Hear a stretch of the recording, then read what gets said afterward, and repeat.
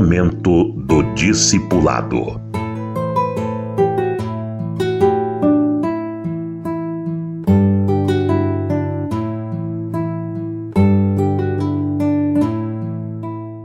O crente pode ser virtuoso, mas não conseguir transmitir isso.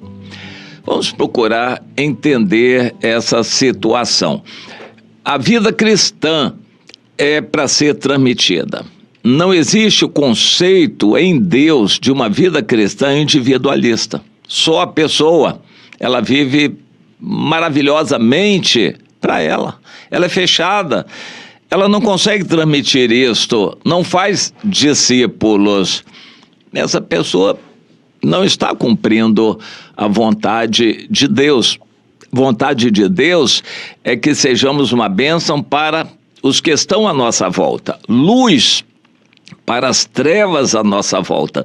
Não tem sentido guardar uma luz trancada dentro da gaveta. Não tem sentido botar a luz debaixo da cama do velador, na linguagem que Jesus usou. Não tem sentido o crente dentro de quatro paredes da igreja. O propósito de Deus é o testemunho para com os de fora. Quando o crente está dentro de quatro paredes da igreja, não tem valor isto. Mas uma pessoa não consegue ser virtuosa, produzir muito, ser muito capaz e dar muito fruto por ela mesma. Certamente que é Deus agindo nela. O Josué, na Bíblia, foi um homem privilegiado. Ele era sincero, temente a Deus e serviu a Moisés. Ele foi fiel e leal a Moisés, reconheceu a autoridade de Deus em Moisés, se submeteu a ela, e por causa disto, depois que o Moisés partiu, Josué foi considerado por Deus a pessoa certa para substituir o Moisés. E o Josué fez muito bem, mas o Josué não fez discípulos, e a Bíblia nos diz que, isso no final do livro que leva o seu nome, que depois da morte dele, o povo começou a se afastar. Aquela geração que tinha presenciado Josué ainda teve influência da virtude do Josué. E até alguns que nasceram depois, que também receberam um pouco daquela influência. Mas depois disso, o povo se afastou por completo de Deus. O Josué certamente foi uma pessoa virtuosa, mas que não conseguiu transmitir essa virtude nem para a sua tribo. A tribo de Efraim não teve a ousadia que o Josué teve à frente de todo o povo de Israel. O Josué não conseguiu liderar a sua própria tribo. E por quê? Jesus diz lá em Lucas, no capítulo 4, quando esteve em Nazaré, a cidade onde ele foi criado, não onde nasceu. Ele era conhecido como Nazareno, porque foi criado em Nazaré, mas ele não nasceu lá, ele nasceu em Belém, da Judéia. E lá em Nazaré, ele era bastante conhecido, porque viveu ali grande parte daqueles 30 anos, até que ele se mudou para Cafarnaum, à beira do Mar da Galileia. E em Nazaré, Jesus era bem conhecido, uma pessoa boa, que não ficava pregando muito. Ele vivia, cuidava da família, ele se preparava, dava exemplo, mas as pessoas não tinham isso como algo excepcional. Quando Jesus, ungido, e já então no seu ministério, provavelmente acompanhado de alguns discípulos, foi a Nazaré, ele pregou e não adiantou muito, as pessoas não conseguiram crer. Eles já conheciam Jesus, eles achavam que conheciam. Eles conheciam a vida de Jesus, que era uma pessoa correta, mas aos olhos deles havia outros que eram corretos também. Jesus não era único. Para eles não, Jesus era um, como muitos outros que eram bons também. E Jesus não pôde fazer muitos milagres ali, simplesmente porque eles não trouxeram pessoas.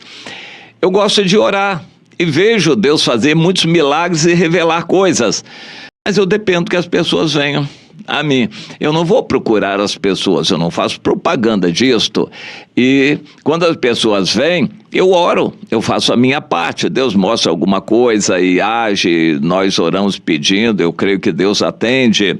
Mas eu não posso mudar o coração das pessoas para desejarem isto. Eu também não devo fazer propaganda, ficar me oferecendo para orar pelas pessoas. Jesus não pôde fazer muitos milagres em Nazaré da Galileia. Por quê? Porque ele diz que um profeta não é bem recebido na sua própria terra. Interessante isto. Um profeta não é bem recebido na sua própria terra. E ele cita exemplos ali do profeta Elias, que foi enviado a uma viúva de Sarepta, que era de Sidom, de um outro país, não era de Israel. E o profeta Eliseu curou somente o Naamã, que era o Ciro, embora em Israel houvesse muitos outros leprosos também, mas só o Naamã, Ciro foi curado. E Jesus citou esses dois casos para exemplificar isso. Em Nazaré, as pessoas já o conheciam, não vieram a ele, não deram oportunidade de receberem milagres e curas, e por isso ele passou o tempo ali, se ofereceu, se colocou à disposição, mas não adiantou muito e foi embora. Foi embora para outra cidade, onde ele foi certamente bem recebido, como era bem recebido em todos os lugares. Certamente muita gente vinha a ele. O Josué liderou o povo de Israel para grandes batalhas e grandes vitórias, mas quando foi dada por sortes a herança à tribo dele, Efraim, a tribo provavelmente não pediu a ele que liderasse. Ele se encostou, se aposentou lá, arranjou lá ganhou a sua herança e ficou nela e tomou aquela cidade e pronto. Não há mais menção de grandes feitos heróicos da tribo de Efraim, grandes conquistas, pelo contrário.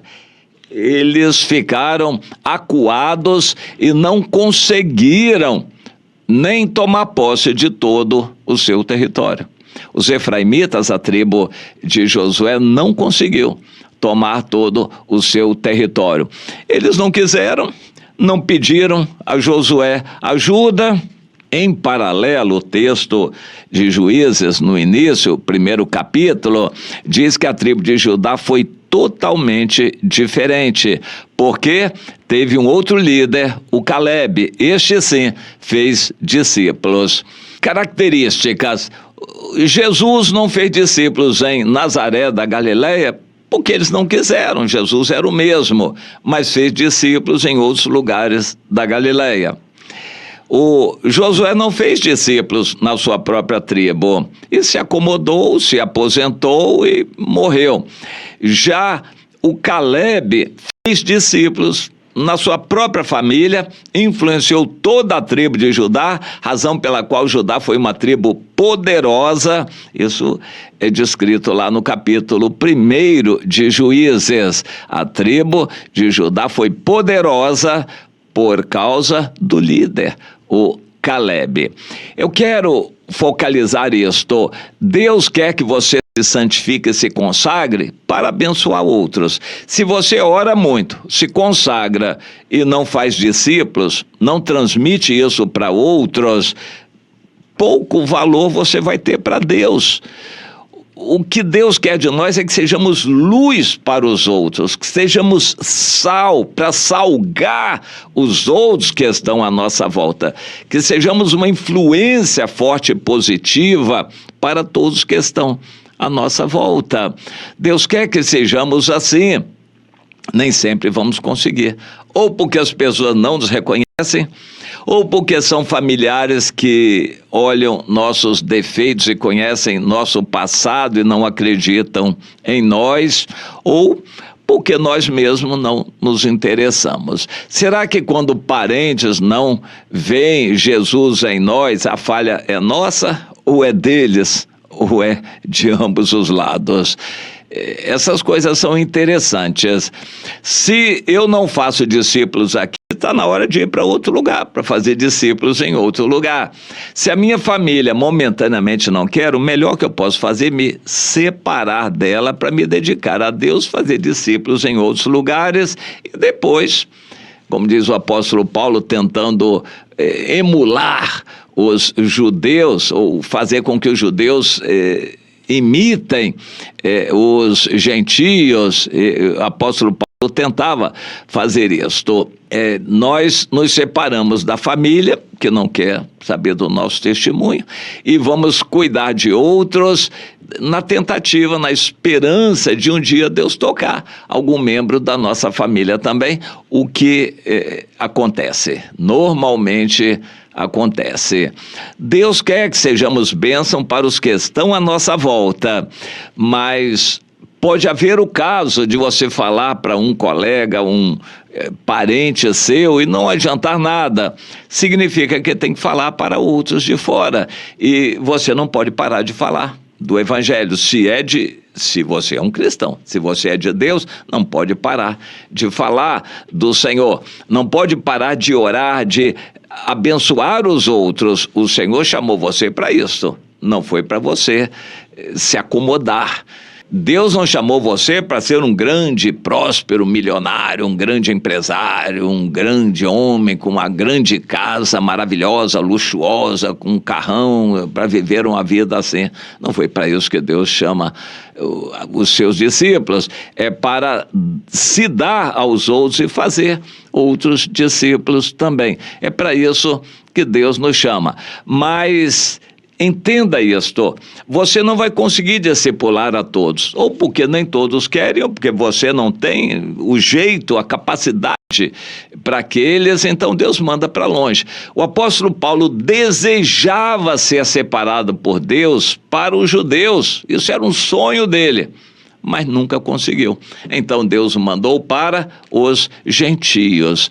Se você não conseguir ser bênção para esse grupo, saia e vá para outro grupo.